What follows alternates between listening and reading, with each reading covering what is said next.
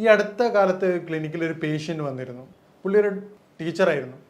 ആ പേഷ്യൻ്റ് വളരെ സങ്കടത്തോടുകൂടിയാണ് വന്ന് പറഞ്ഞത്. കാരണം ആ പേഷ്യൻ്റ് വരാനുള്ളൊരു കാരണം പുള്ളിയുടെ ഒരു ഫ്രണ്ട്, അവരുടെ ഒരു റിലേറ്റീവ് നമ്മുടെ അടുത്ത് വന്ന് അസുഖം മാറിയതുകൊണ്ടാണ് വന്നത്. ഡോക്ടറെ വളരെ സങ്കടത്തോട് പറയാം, ഡോക്ടറെ എനിക്ക് വായ്നാറ്റാണ്. കാരണം അതുകൊണ്ട് ഞാനൊരു ടീച്ചറാണ്, അതുകൊണ്ട് എനിക്ക് സ്റ്റുഡൻസുമായിട്ട് സംസാരിക്കാൻ പറ്റുന്നില്ല.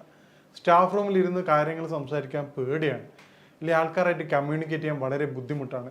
ഡോക്ടർ, ഞാൻ എല്ലാ മൗത്ത് വാഷും എല്ലാ സാധനങ്ങളും റെഗുലറായിട്ട് ഉപയോഗിക്കുന്നതാണ്, വളരെ കൃത്യമായിട്ട് ഹൈജീനിക്കായിട്ട് പോകുന്ന ഒരു വ്യക്തിയാണ്, യാതൊരുവിധ ദുശീലങ്ങളില്ലാത്തൊരു വ്യക്തിയാണ്. എന്നിട്ടും ബ്രഷ് ഡെയിലി ഞാൻ ഫുഡ് കഴിച്ചാലും, ഇപ്പം സ്കൂളിൽ പോലും ബ്രഷ് കൊണ്ടാണ് പോകാറുള്ളത്, എന്നിട്ട് പോലും എനിക്ക് വായ്നാറ്റം വരികയാണ്. എന്താണ് ഡോക്ടർ അതിൻ്റെ കാരണം? ഞാൻ ആ പുള്ളിയോട് പറഞ്ഞു, ഇതിൻ്റെ വായ്നാറ്റത്തിൻ്റെ യഥാർത്ഥ കാരണം വരുന്നത് കേവലം വായിൽ നിന്നല്ല, അത് വയറുമായിട്ട് ബന്ധപ്പെട്ട ഒരുപാട് കാരണങ്ങളുണ്ട്. അതിൽ ഏറ്റവും പ്രധാനപ്പെട്ടത് വയറുമായി ബന്ധപ്പെട്ടതാണ് അതിൻ്റെ കാരണം. അപ്പോൾ ആ രൂപത്തിൽ വ്യക്തിയെ ട്രീറ്റ് ചെയ്യും, വളരെ എളുപ്പം തന്നെ പൂർണ്ണമായിട്ടും നമുക്ക് മാറ്റിയെടുക്കാൻ പറ്റും. ഞാൻ ഡോക്ടർ സയ്യിദ് മുഹസിൻ. ഇന്ന് നമ്മൾ സംസാരിക്കാൻ പോകുന്ന വിഷയം വായ്നാറ്റത്തിൻ്റെ കാരണം എന്താണ്, ഏത് തരത്തിൽ അത് നമുക്ക് പരിഹരിക്കാം, എന്തൊക്കെ രൂപത്തിൽ അത് വരാതിരിക്കാനുള്ള മുൻകരുതൽ എടുക്കാം എന്നാണ് സംസാരിക്കുന്നത്.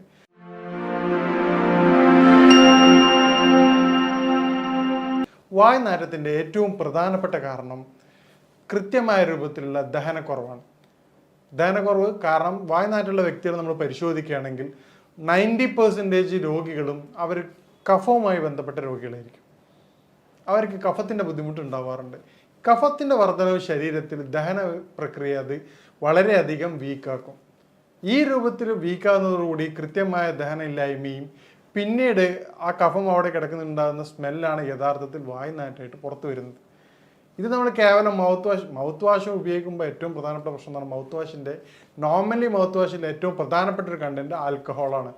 ഈ ആൽക്കഹോൾ ഉപയോഗിക്കുന്നതുകൊണ്ട് ഈ കണ്ടന്റ് ബേസ് സാധനം നമ്മുടെ നോർമൽ ബാക്ടീരിയയുടെ ബുദ്ധിമുട്ടും മൗത്ത് ഡ്രൈ ആക്കുകയും ചെയ്യും. ഇത് വായ്നാറ്റത്തിനെ വളരെയധികം ത്വരിതപ്പെടുത്തുകയാണ് വേറെ തരത്തിൽ ചെയ്യുക. ടെമ്പററി സൊല്യൂഷൻ എന്നുള്ള അടിസ്ഥാനത്തിൽ ആ ഒരു സമയത്ത് മാത്രം മാറ്റം ഉണ്ടാകുകയും, അപ്പോൾ ഈ തരത്തിൽ കൃത്യമായ രൂപത്തിൽ ചെയ്യുന്ന വ്യക്തികൾ ഈ രൂപങ്ങൾ സ്വീകരിക്കുമ്പോൾ അത് ഗുണത്തേക്കാളേറെ ദോഷമാണ് ഉണ്ടാവുക. അപ്പോൾ എന്താണ് അതിൻ്റെ കാരണങ്ങൾ എന്ന് നമുക്ക് പരിശോധിക്കാം. മേൽ പറഞ്ഞതുപോലെ ഈ കഫത്തിൻ്റെ ബുദ്ധിമുട്ട് ഉണ്ടാക്കുന്നതിൻ്റെ കാരണമായിട്ടുള്ള കൃത്യമായ സമയത്തല്ലാതുള്ള കുളികൾ, പിന്നീട് ഈ കഫത്തിൻ്റെ പ്രയാസങ്ങൾ വരുമ്പോൾ ശരീരത്തിൽ ഉദാഹരണത്തിന് ഏറ്റവും പ്രധാനമായിട്ട് കണ്ടുവരുന്ന പ്രശ്നമാണ് അലർജി. ഈ ബുദ്ധിമുട്ടുള്ള ആൾക്കാർക്ക് ഒരു 70 to 80% പേഷ്യൻസ് പറയുന്ന, ഡോക്ടർ എനിക്ക് തുമ്മലിൻ്റെ ബുദ്ധിമുട്ടുണ്ട്, അല്ലെങ്കിൽ എനിക്ക് മൂക്കൊലിപ്പിൻ്റെ പ്രയാസമുണ്ട്, തലവേദനയുണ്ട്, അസിഡിറ്റി പോലെ തന്നെ എനിക്ക് ഏറ്റവും പ്രധാനപ്പെട്ട ബുദ്ധിമുട്ടാണ് ഡോക്ടറെ വളരെയധികം കഫത്തിൻ്റെ, കാരണം തല കുനിക്കുന്ന സമയത്ത് തലക്കനം വരികയാണ്. അപ്പോൾ കഫത്തിൻ്റെ ബുദ്ധിമുട്ട് എന്തൊക്കെയാണ് ശരീരത്തിൽ കാണിക്കുന്നത് ആ എല്ലാവിധ ലക്ഷണങ്ങളും ആ വ്യക്തി പറയുകയാണ്. അപ്പോൾ ഈ കാരണം നമ്മൾ പറയുമ്പോഴാണ് അവർ പറയുന്നത്, ഡോക്ടർ ഇതെനിക്കുണ്ട്. അപ്പോൾ കഫം വരാതിരിക്കാൻ എന്തൊക്കെ ശ്രദ്ധിക്കുക എന്നുള്ളത് നോക്കുകയാണെങ്കിൽ നമുക്ക് വായ്നാറ്റം ഒരുവിധം വരെ നമുക്ക് പരിഹരിക്കാം. അതിനുള്ള മാർഗ്ഗങ്ങൾ നമ്മൾ അവസാനം വിശദമായിട്ട് വിശദീകരിക്കുന്നതാണ്. ഇനി മറ്റൊരു പ്രധാനപ്പെട്ട കാരണമാണ് കോൺസ്റ്റിപ്പേഷൻ. കൃത്യമായ ശോധനയില്ലായ്മ വായ്നാറ്റത്തിൻ്റെ മറ്റൊരു പ്രധാനപ്പെട്ട കാരണമാണ്. കാരണം ഇന്നത്തെ ലൈഫ് സ്റ്റൈൽ കൊണ്ട്, കൃത്യമായ ഉറക്കക്കുറവില്ലാത്തത് കൊണ്ട്, രാത്രി വളരെ വൈകിട്ട് ഉറങ്ങുകയും രാവിലെ ലേറ്റായിട്ട് എഴുന്നേൽക്കുകയും ചെയ്യുന്നതിലൂടെ ദഹന പ്രക്രിയ വളരെ കുറവാണ്. ഇതേ രൂപത്തിൽ തന്നെയാണ് ഹൈ കലോറി ഫുഡ്. നമ്മൾ കഴിക്കണ ഭക്ഷണം, ഉദാഹരണത്തിന് നമുക്ക് ആവശ്യത്തിലധികമുള്ള കലോറി ഫുഡാണ് ഇന്ന് കഴിക്കുന്നത്. ജങ്ക് ഫുഡായിട്ടായാലും മറ്റെല്ലാ രൂപത്തിലേക്ക് കഴിഞ്ഞാൽ, ഇപ്പം ജങ്ക് ഫുഡ് മാത്രമല്ല, നമ്മൾ പൊതുവേ ഡോക്ടേഴ്സ് കുറ്റപ്പെടുന്ന കാര്യമാണ് ജങ്ക് ഫുഡ്. ജങ്ക് ഫുഡ് കുറ്റപ്പെടുത്തേണ്ട വേണം, യാതൊരു സംശയമില്ല. പക്ഷേ നമ്മൾ അറിയാതെ സൈഡിലൂടെ സംഭവിക്കുന്ന വേറൊരു കാര്യമുണ്ട്, അത് എണ്ണ പലഹാരങ്ങളാണ്. നമ്മൾ കഴിക്കുന്ന ഒരു സമൂസയൊക്കെ കഴിച്ചാൽ നോർമലി അതിൻ്റെ കലോറിക് വാല്യൂ എന്ന് പറഞ്ഞു കഴിഞ്ഞാൽ ഒരു 3 to 4 കിലോമീറ്റർ സഞ്ചരിക്കാനുള്ള എനർജി ഒരു സമൂസയിലൂടെ കിട്ടുന്നുണ്ട്. ഈ തരത്തിൽ നമ്മൾ ചായ കുടിക്കുന്ന സമയത്ത് 3-4 സമൂസ അല്ല 2-3 സമൂസ കഴിച്ച് ആ വ്യക്തി വരെ ബൈക്കിലാണ്, ആ തൊട്ടടുത്ത ഓഫീസ് പോയിട്ട് വീണ്ടും വെറുതെ ഇരിക്കുകയാണ്. പിന്നീട് കഴിക്കുന്ന ബർഗർ, അതുപോലെ ഓരോ ഫുഡ് കഴിക്കുന്നത് ഹൈ കലോറി ഫുഡാണ്. ഇത് നമ്മുടെ ബാലൻസിങ് ഇൻ ആൻഡ് ഔട്ടിൻ്റെ റേഷ്യോ യാതൊരുവിധ പൊരുത്തപ്പെടാത്ത രൂപത്തിലേക്ക് മാറുകയാണ്. ഇത് നമ്മുടെ ഫുഡ് സ്റ്റൈൽ മാറുന്നതോടുകൂടി കൃത്യമായ ഫിസിക്കൽ മൂവ്മെൻറ്റ്സ് ഇല്ലാത്ത അവസ്ഥ, നേരത്തെ പറഞ്ഞ പോലെ സഡൻഡറി ലൈഫ് സ്റ്റൈലിൻ്റെ കാരണമായിക്കൊണ്ട് വൈകി ഉറങ്ങി എഴുന്നേൽക്കുന്ന വ്യക്തി രാവിലെ കുളിച്ച് എഴുന്നേറ്റ് ഉടനെ ബൈക്കോ കാറോ എടുത്തിട്ട് ഓഫീസിലേക്ക് പോവാണ്. പിന്നീട് ഇതേപോലെയാണ് വൈകിട്ട് വരുന്നത്. കൃത്യമായ വ്യായാമത്തിന് സമയം അവർ കിട്ടാറില്ല. പിന്നെ ഓഫീസ് ഡോർ ടു ഡോറാണ്.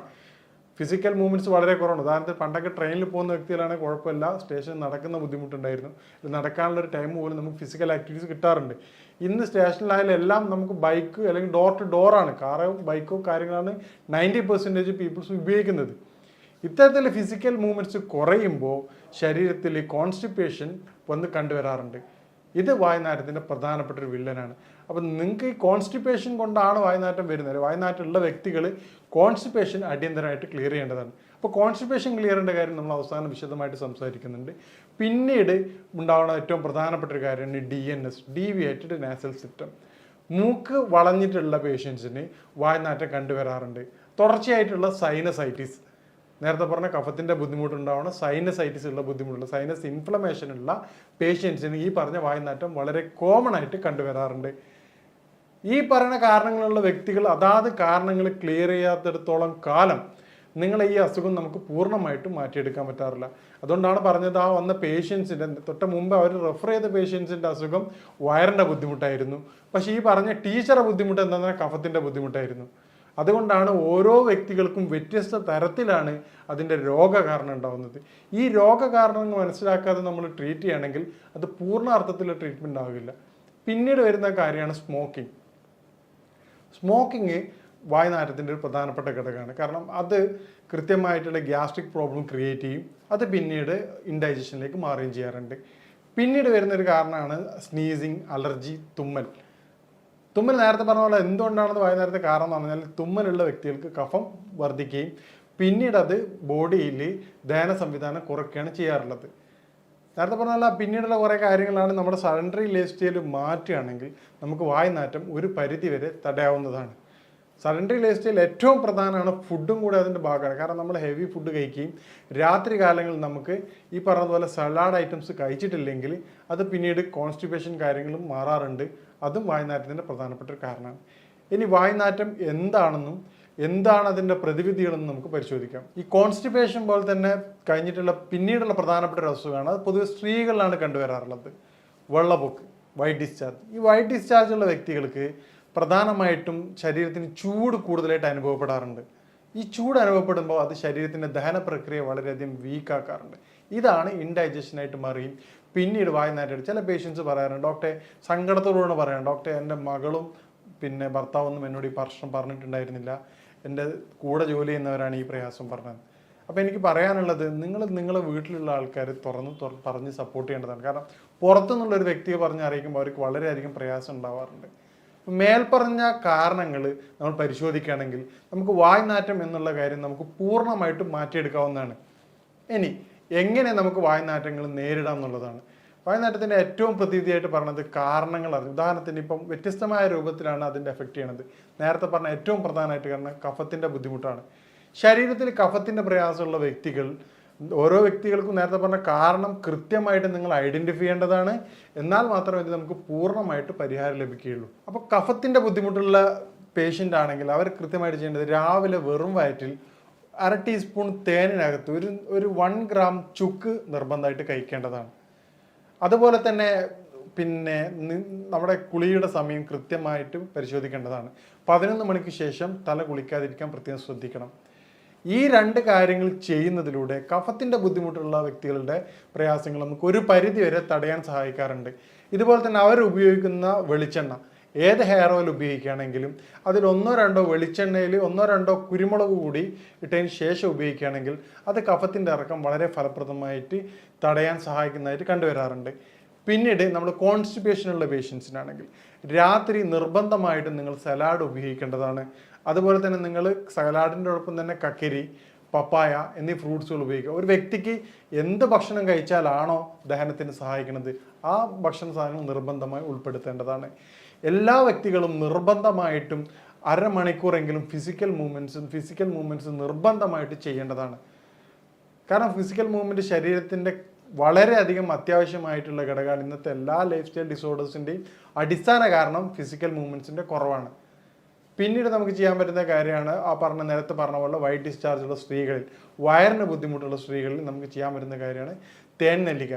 വയറിൽ ചൂട് കുറച്ച് തണുപ്പാക്കി മരുന്ന്, തൈര് ധാരാളം ഉപയോഗിക്കാവുന്നതാണ്. അതുപോലെ തന്നെ ജീരകത്തിൻ്റെ വെള്ളം. ഉച്ചയ്ക്ക് ഭക്ഷണം കൊണ്ടുപോകുന്നൊപ്പം തന്നെ ജീരകത്തിൻ്റെ വെള്ളം കൊണ്ടുപോവുകയാണെങ്കിൽ അത് ഡൈജഷൻ വളരെ സുഗമമാക്കുകയും അത് വായുനാറ്റത്തെ കുറച്ചും കണ്ടുവരാറുണ്ട്. ഇതുപോലെ നമുക്ക് സിമ്പിളായിട്ട് നാച്ചുറൽ മൗത്ത് വാഷായിട്ട് ഉപയോഗിക്കാൻ പറ്റുന്ന സാധനമാണ് പിന്നെ ഇലാച്ചി. ഏലക്കായ 1-2 എടുത്തിട്ട് പ്രത്യേകം ശ്രദ്ധിക്കുക, പെപ്റ്റിസൈഡ് ഉപയോഗിച്ചതാണ് മാർക്കറ്റിൽ അവൈലബിൾ. അതുകൊണ്ട് അതിൻ്റെ പുറം ഭാഗം ഒഴിവാക്കിക്കൊണ്ട് കുരുക്കൾ മാത്രം ചവച്ചേർക്കുന്നത് വളരെയധികം ഫലപ്രദമായിട്ട് കണ്ടുവരാറുണ്ട്. പണ്ട് കാലങ്ങളിലൊക്കെ ആൾക്കാർ ഇരട്ടി മധുരം, ഒരു ചെറിയൊരു കഷ്ണം ഇരട്ടി മധുരം എടുത്തിട്ട് ഒരു ചെറിയൊരു പീസ് എടുത്ത് ഇടയ്ക്ക് വായിൽ വെച്ച് ചവക്കുന്നത് കഫത്തിൻ്റെ ബുദ്ധിമുട്ട് കുറക്കാൻ വളരെയധികം സഹായിക്കാറുണ്ട്.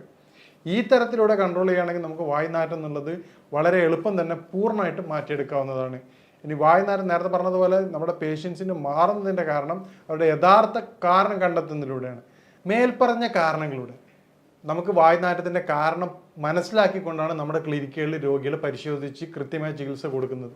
ഇതിലൂടെയാണ് നമുക്ക് പൂർണ്ണമായിട്ട് അത് മാറ്റം കൊടുക്കാൻ പറ്റുന്നത്. അപ്പം നിങ്ങൾക്കും നിങ്ങളുടെ കാരണം കണ്ടെത്തിക്കൊണ്ട് പൂർണ്ണമായിട്ടും അതിൻ്റെ പരിഹാരം നേടുകയാണെങ്കിൽ നിങ്ങൾക്കും വായുനാറ്റം പൂർണ്ണമായിട്ട് മാറ്റാവുന്നതാണ്. ഞാൻ പറഞ്ഞതുപോലെ എന്താണ് നിങ്ങളുടെ വായുനാറ്റത്തിൻ്റെ കാരണം എന്നുള്ളത് നിങ്ങൾ കൃത്യമായിട്ട് മനസ്സിലാക്കുക. ഈ രൂപത്തിൽ മനസ്സിലാക്കിയിട്ട് അതിൻ്റെ പ്രതിവിധി തേടുകയാണെങ്കിൽ നിങ്ങളുടെ വായുനാറ്റം നിങ്ങൾക്ക് പൂർണ്ണമായിട്ടും മാറ്റാവുന്നതാണ്. ഇനി ഇതുമായിട്ട് ബന്ധപ്പെട്ട സംശയങ്ങളും കാര്യങ്ങളും നിങ്ങൾക്ക് ബന്ധപ്പെടാവുന്നതാണ്. ഇനി മറ്റൊരു വിഷയമായിട്ട് കാണാം. നന്ദി.